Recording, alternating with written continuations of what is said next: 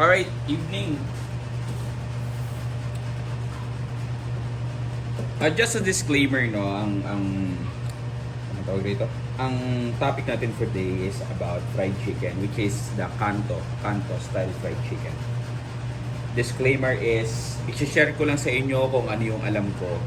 Kasi ako ay napapaligiran dito ng mga nagninegosyo ng Kanto fried chicken. So basically nakuha ko kung nakakainuman ko sila, yung mga may-ari. Nalaman ko kung how they do it. Noon na nga, medyo tabu sa akin. Pero kalaunan, nung sinubukan ko, okay pala, talagang ganun pala talaga yung ginagawa nila. So, what we have here, yung ano natin, yung chicken natin, which is frozen also. Tapos may nagtanong sa atin, sir, kapag gumamit ako ng quarter na chicken, mas okay ba yun na tabas-tabasin ko na lang tapos yun ang gagawin kong Kanto fried chicken? The answer is no. Yes, if you will be selling it as a whole quarter chicken, yun yung katulad ng ginagawa nila ngayon. Since sumikat si Diwata, sumikat na rin yung ganun.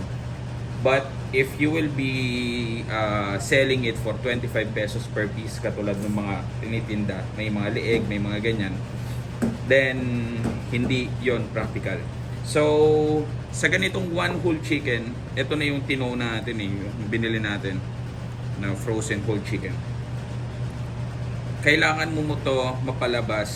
First pointers ay kailangan mo ito mapalabas as 16 pieces. 15 is the least para ka tumubo. Diba? Ganun siya. So, since ito ay 155 ang kuha natin, sabihin mo na nag-uumpisa ka pa lang, ang kuha mo mas mataas.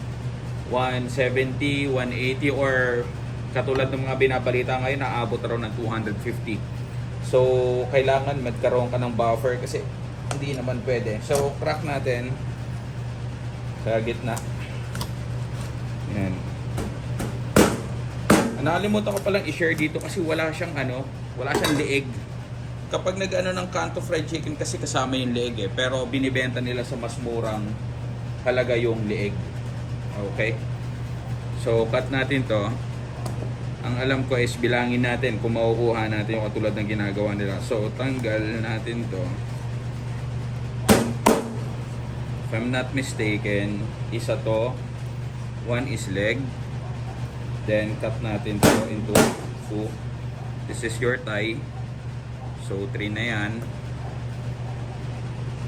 Ano natin kung ay mali ako. Dapat pala maliit lang yung wings. Yan. Dapat halos walang laman yung wings. Okay. So, dito tayo sa breast. So, ilan na to? 1, 2, 3, 4. I don't know if this 5. So, dito tayo sa breast. Gawin natin 3. Yan. So, 1, 2, 3, 4, 5, 6, 7, 8. So, since 8 na to, i-assume natin na parehas din yung kabila. So, nakuha natin yung cut nila pero alam ko hindi to perfect. Yan, ganyan. Siguro mali lang ako ng cut. Medyo maliit tong isang breast. But the thing is, tama yung bilang nila. It's supposed to be 18 pieces. 16 pieces to 15 pieces. Sabi nila, kapag daw mas malaki na kukuha mong manok, which is wala talagang control dyan, based on experience, gumagamit ng whole chicken.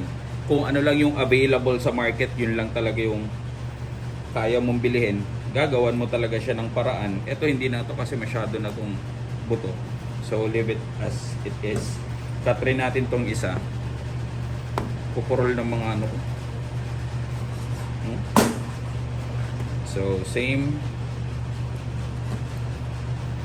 Then dito, 2. Parang panalo yung may legs.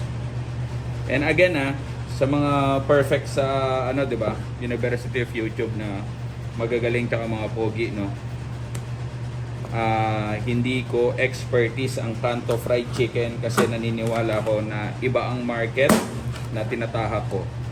Ang market na tinatahak ko yung mga paying individuals working. Kailangan mo kasing malaman yan before you take action sa negosyo. Okay. So, bilang natin. Parang nagkamali pa ako. 1, 2, 3, 4, 5, 6, 7, 8. Sa meta to. 9, 10, 11, 12, 13, 14, 15, 16. Okay. So, tama tayo. Hindi ko lang alam rito, hindi lang ako sure kasi medyo malaki yung ano. Pero okay na yan. At least yun yung target natin. Then, ganito. Mang Domeng, binabrine ba nila? Hindi nila binabrine. But, ang ginagawa nila is, gabi pa lang, since gabi pa lang ginagawa na nila yan, ginagawa nila, nilalagyan nila ng ice. Ang purpose daw nun is, actually parang brining yung mangyayari sa kanya. So, ang 1 kilo, ang 1 kilo ng chicken, rule of thumb, para sa akin, napatunayan ko na to. Ang 1 kilo is 1 aray ko, saglit lang. A 1 kilo of chicken or meat is equivalent to 1 tablespoon of salt. Yan ang sinusunod ko sa kahit anong marination. Okay? So, I have here rock salt. Rock salt talaga ginagamit ko eh. Okay? Kita natin konti. Yan. So, 1 tablespoon sa 1 kilo. And, eto, pakita ko sa inyo. Ito yung ginagamit kong marinade. For dito, tinesting ko lang talaga siya. Kasi yun yung tinuro sa akin. So, ang mga laman nito is chicken curry. Okay? Weirdo, no? Chicken curry. The most important is chicken curry, garlic powder, black pepper. Ilalagay ko rito sa screen pero sabihin ko na rin. Black pepper. Wala tong salt. Ang madami dito is MSG. Betchin. Kailangan talaga yan dito sa mga Kanto fried chicken. Kundi matatalo kayo. Tapos ang pinaka nag-stand out rito na ingredients is, walaan nyo, laging gamit nila is ginisa mix. Yang nasa screen, lalagay sa screen. Yan mismong ginisa mix na yan is parang kompleto na siya. Okay? So, ang rule of thumb ko rin dito is 1 tablespoon is to 1 kilo. Yan. So, close up natin. Ganito ang itsura niya. Then, yan. Ganyan ang itsura niya. Yung amoy niya, para na siyang parang siyang isang sikat na na chicken, fried chicken. So mix natin to. Kung pala sa mga nagbabash, sa mga basher kasi hindi ko maintindihan ba't may basher pa tayo. Pero ganoon siguro talaga meron yung mga, kaya nga siguro may mental hospital, di ba? Yung mga ganito kasi, yung mga ganitong pagkamay-kamay, pag ganyan, pag-halo-halo ng ganito, this is part of culinary na ginagawa. Hindi, alam nyo yun, if you can see chefs, Gordon Ramsay, mga ganyan, mga sikat na chef, never yan nag-gloves. Pati yung mga nasa prestigious na mga hotels.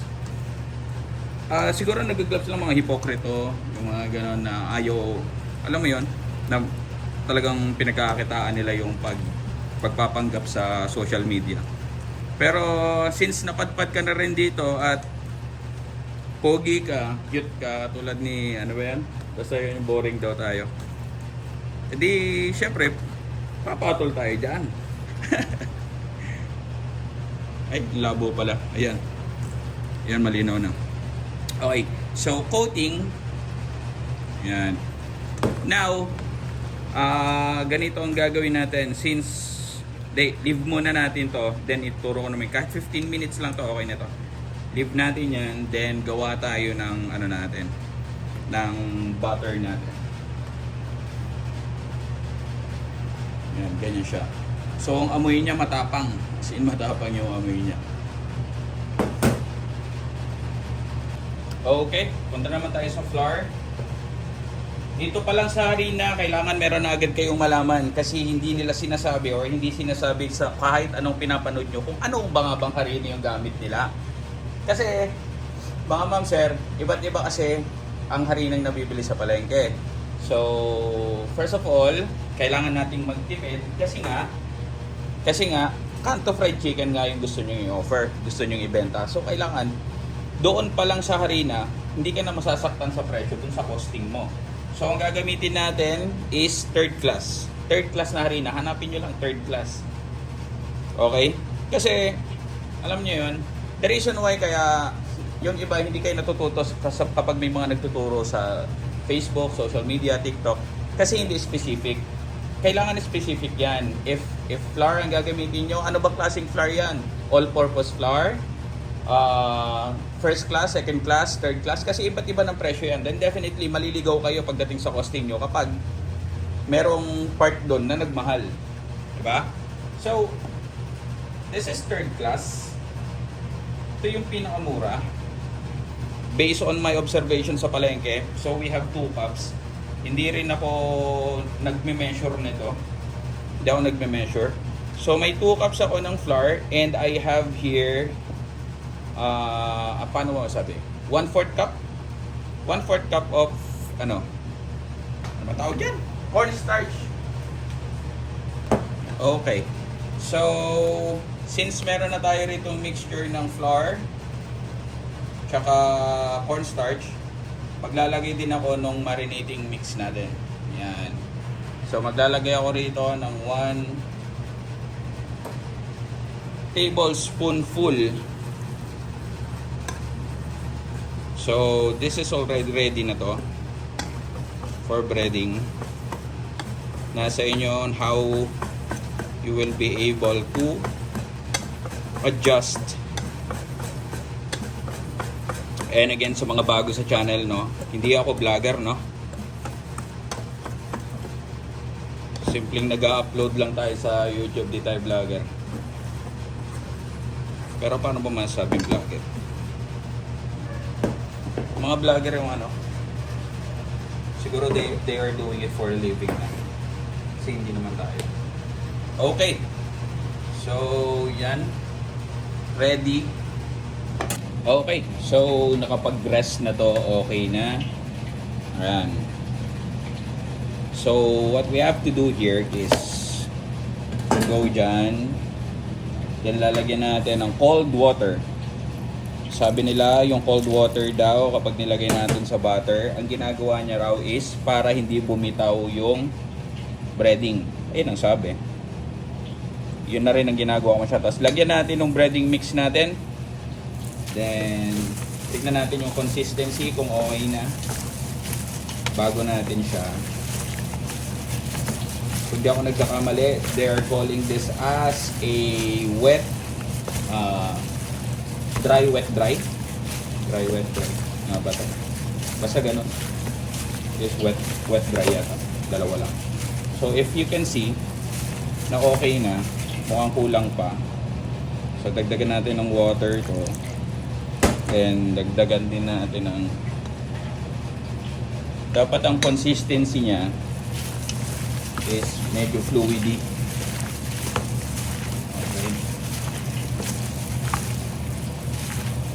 Yes, okay na to. Okay na siya. Hindi na ng itsura. Kuha natin.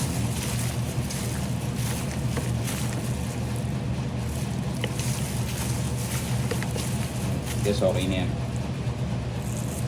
So, discard that kasi didikit sa atin niya.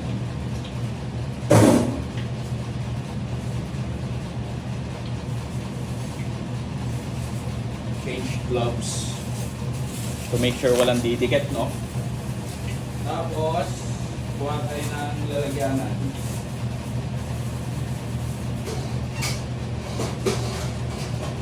Wala na akong mga lalagyanan.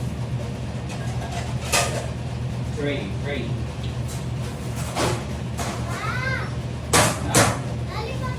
Hindi na, tama na. Okay na ang lollipop. Nakaisa ka na. Ngayon naluluto ko fried chicken mo. Paano nga ako? Hindi, may nanonood eh. Pagka wala na, pagtapos na tayo, ha? Okay. So, here it is. From wet. Teka po. Ang basic na sa inyo to. From wet, punta tayo sa dry. Yan.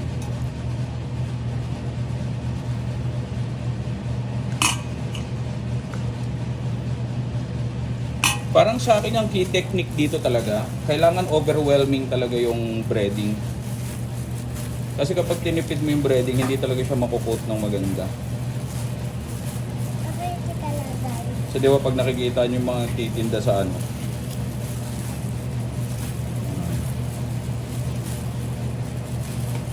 ay, question pala no.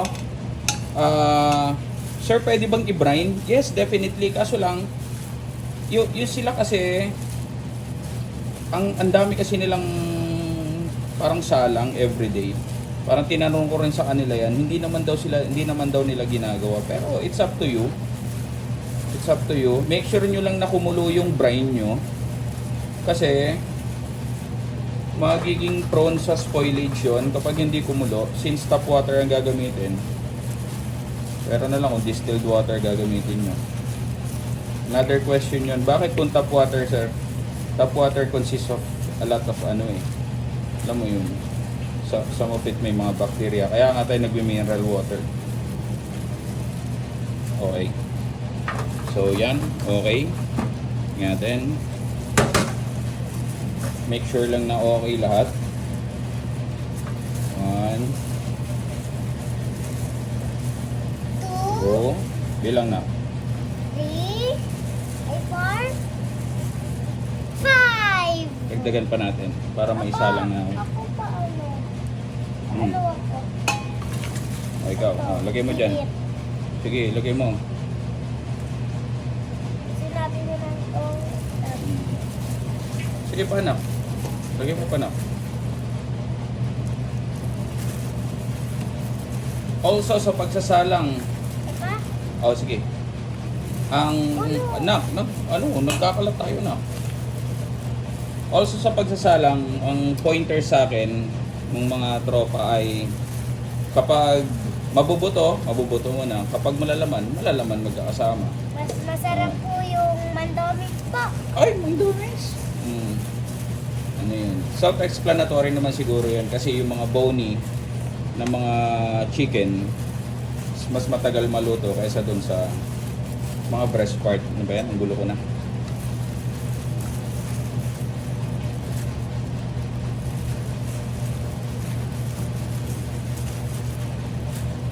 Magkakount ako mamaya, Papa? Opo. Baka may magtanong, Mang Doming, bakit hindi ka nakita ko yung menu mo dun sa store mo, ba't di ka nag-aano ng fried chicken?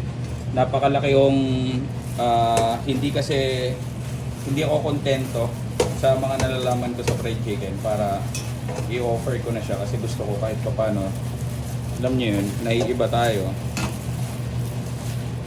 Kulang pa yung ano ko, eksperimento.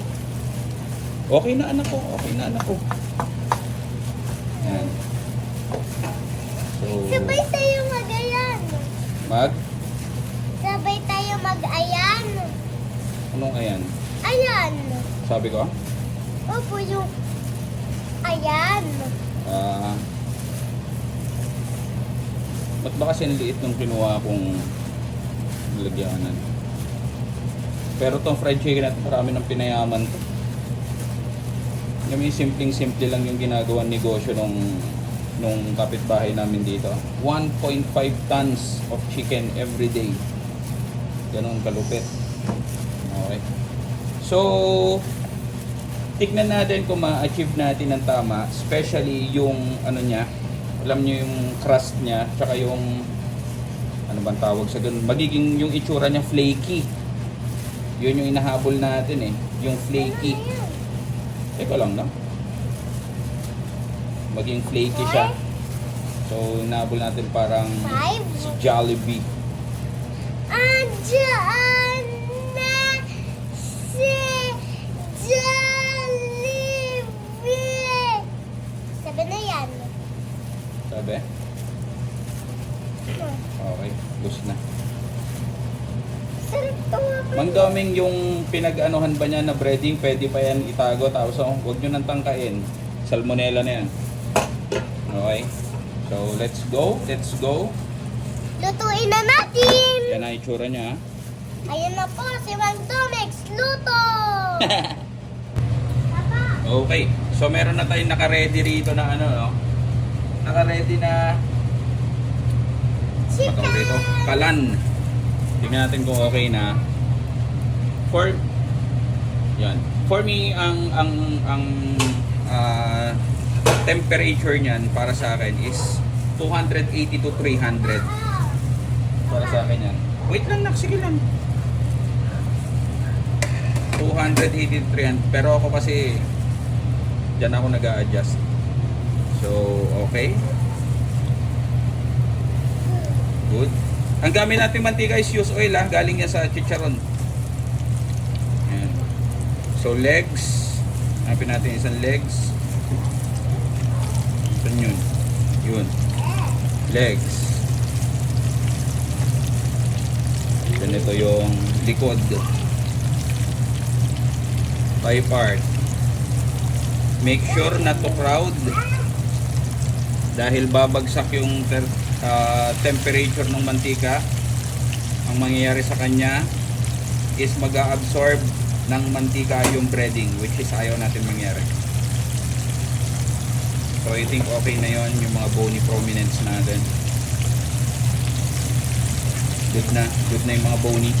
So ano kailangan tandaan kapag nakasalang na? Kailangan natin tandaan within 3 minutes. Within 3 minutes, huwag mong gagalawin. Huwag mong gagalawin yan, or else may mga pagkakataon na magtatanggal-tanggal yung mga tawag rito? Magtatanggal-tanggal yung mga harina natin. Tatanggal daw po yung mga harina natin. Yun. So yun yung ano natin. Yun yung kailangan natin mag-prevent. Okay? Okay, Luan? Okay. Okay. Go. Okay. Sige mo. Then, okay, singit na rin natin. Mang Doming, for how many minutes na ano yan para hindi matuyot. Tapos juicy pa rin siya pag inangat. It's, the rule of thumb is 10 minutes kapag maliliit yung manok. Since ang manok natin is only 10 o 1 kilo, gagawin natin dyan is maliliit rin naman yung cut, 10 minutes lang. Pinaka the best na yun, 10 minutes. Ako ni may isang cellphone doon, please. Yung Poco na.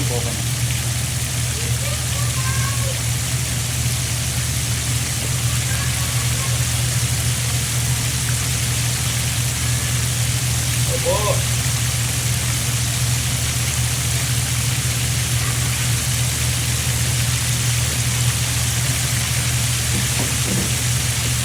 Hindi sana mag-overcook ko.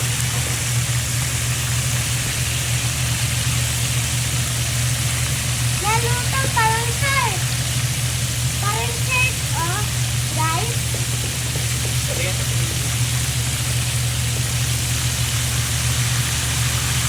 Luto ito na.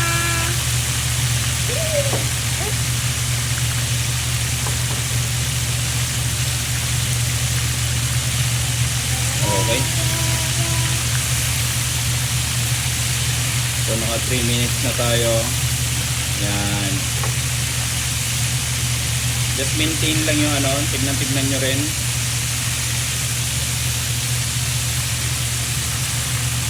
Hindi na natin ikakat yung video para dire-diretso. So far, I think okay naman. Okay naman yung breading. Yan o. Crunchy tayo pa. Ayan. Crunchy pa po. Crunchy pa yan. Oh, crunchy. Very good ah. May lagay ka na? Papa? Mamaya na. Pagkatapos niyan.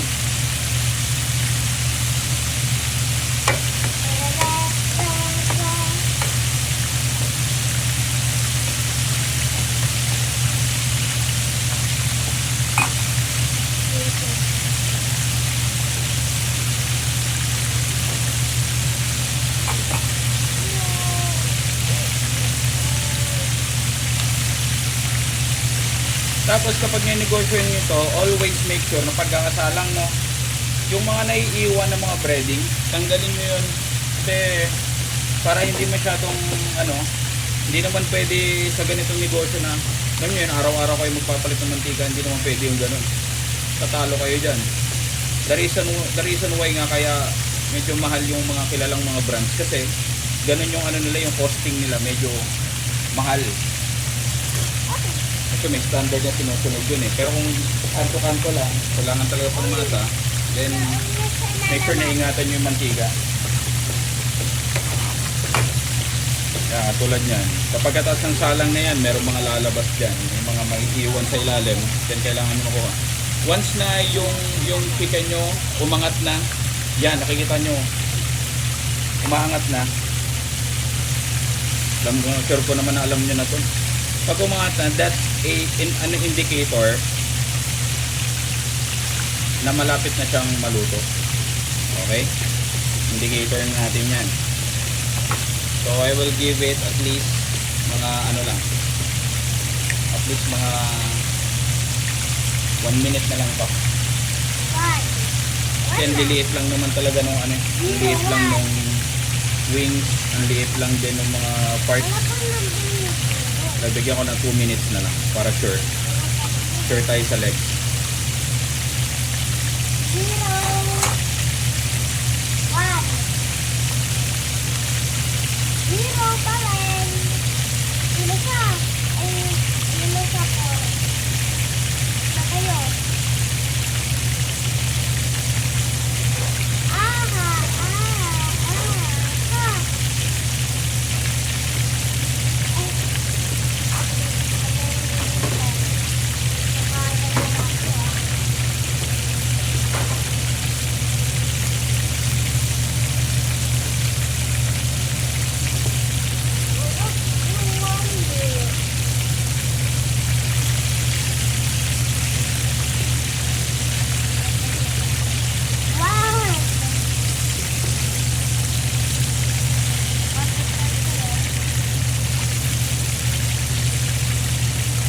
Ganang kulay. Come ka na, anak? Not yet. Okay na sila, mama.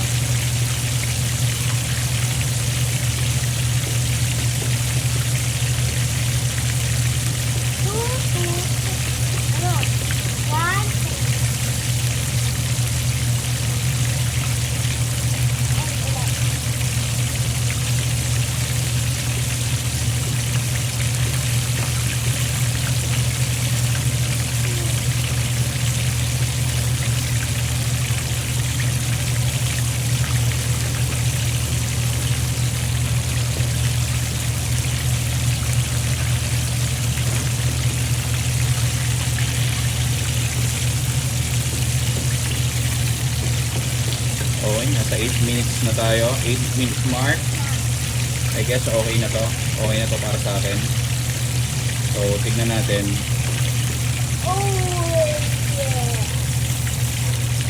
Tignan natin mamaya close up. Ay na po siya, guys. Sarap ng mandamig. Luto. Bango. Nakurat-kurat siya. Favorite mo yun, ah? Ayan, natunog-tunog. Crunchy yan eh. Kasi kapag ginawa mo talaga sa hindi mo mahalatang maliliit yung manok. Okay. So make sure to rest. Rest muna natin yan. Wait lang, nak. Baka kayo mapasok. So salang lang natin yung iba, tapos papakita ko sa inyo. Wait lang, nak. Ilapag mo lang dyan, nak. Diba? Ang hirap ng video kapag merong Makulit. Makulit ka ba, nak? Okay. So, check out. Flaky. Masasabi ba nating flaky yan? Definitely yes.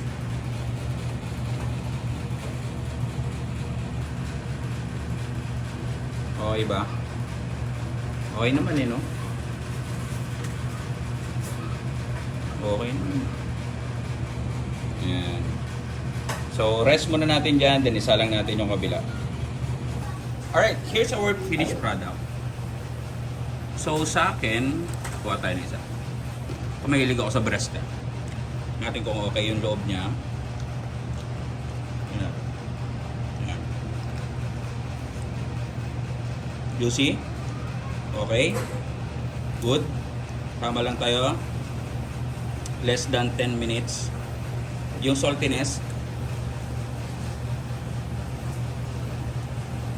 yung lutong,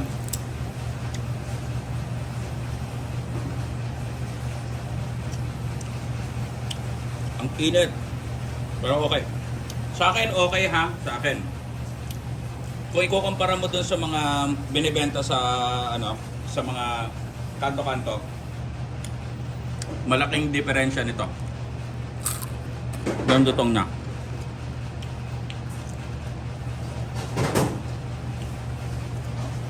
Sa lasa, gihamak, yung mas okay. Sa pananaw ko yun ha. Pakinggan natin yung mga anak ko mamaya. Matatalas yung mga panlasa nun eh. Pero bias na rin yun.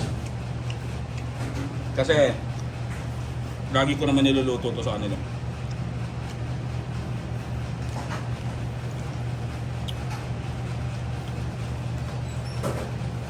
Patikim na natin sa dalawang guest natin. Patayin man, para maano nyo yung crunch. Sit down ka na. Nagugas kayo kamay? Ito na yung ultimate tester natin. Pakita mo muna yung buhok mo na. Ay, bagang Reban. Reban ba? Brazilian. Brazilian, okay. Kasi dalaga na siya. Kaya pwede na. Mamaya. Hello. Tikman nyo, feedback. Hindi ka kasi pwedeng ako yung magfe-feedback dyan. Mainit pa? Ikaw na, mainit pa rin? Yung breading muna. Kung ano lasa ng breading. Kung tama lang yung salt. Sarap. Doon sa loob. So, minarinade lang natin siya ng... Tama lang. Oh! Minarinade lang natin siya ng 15 minutes. Pero good. Tingnan yung loob. Dito, please. Ay, juicy oh. Ayan, So, matagal mag-go to focus nito. Ayan. So, I guess, it's very good. Hindi pwedeng sobrang lapit no, nakong. Ayun. Good. Good. Laman natin, maputi. Ibig sabihin, good. Nakong sa'yo. Ito, breast to. Ayan, oh. Dala sa ate, the marinade na Sarap. So, I guess successful, no? Ito, yung lutong. Bilis, yung lutong. Saan? Yan. Kagatin mo kung kaya ng bata. Yun, oh. Okay. Ano masasabi mo, Luan? Bilis, ang sabi mo sa kanila? Sarap. Sarap. Ano pa sabihin mo? Kasi po yan, baka... Dito ka humarap. Nandito video eh. Baka hindi masarap. Oo, di Baka sabihin nyo po hindi masarap eh. Sige na, okay na tayo. Successful tayo sa ginawa natin. If you have questions, just comment. Tapos, next time, since naumpisa na natin si chicken, susunod naman natin yung mga sauces. Kasi yung bata doon, yun yun, mahilig sa mga sauces ng chicken yan. Yan, laging laging pinapahirapan si papa niya sa mga sauces. Me too! You too? Okay, so say bye na. Bye!